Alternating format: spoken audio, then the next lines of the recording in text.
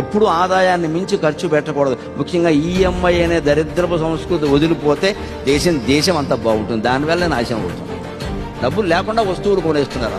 డబ్బులు లేకుండా వస్తువులు కొనేస్తున్నారు. మన దగ్గర ఉంటేనే కొనుక్కోవాలి. కారు కొనాలి, దానికి 10 లక్షలు అవుతుంది. 9 లక్షలు నీ దగ్గర క్యాష్ కానీ ఇతరత్ర ఏదైనా ఉంటే 1,00,000 అప్పు చేయి, పర్వాలా. 1,00,000 పెట్టుకుని 9 అప్పు చేస్తానంటే వేటయ్యా, అర్థం ఉందా? కుక్క తోక నూపుతుందా, తోకే కుక్క నూపుతుందా? కుక్క తోక కుక్క నూపడం ఏంటి? అప్పుడు కుక్క సరిగ్గా నడుస్తుందా? కుక్క ఊపినట్టు తోక ఊగాలి, తోక ఊపినట్టు కుక్క నడుస్తుందా?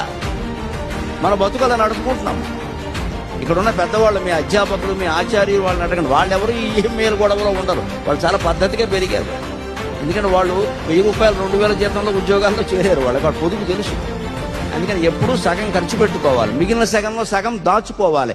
ఆ మిగిలిన సగం మన భారతీయ సంస్కృతి చెబుతున్న మాట, దాన ధర్మాలు చెయ్యాలి.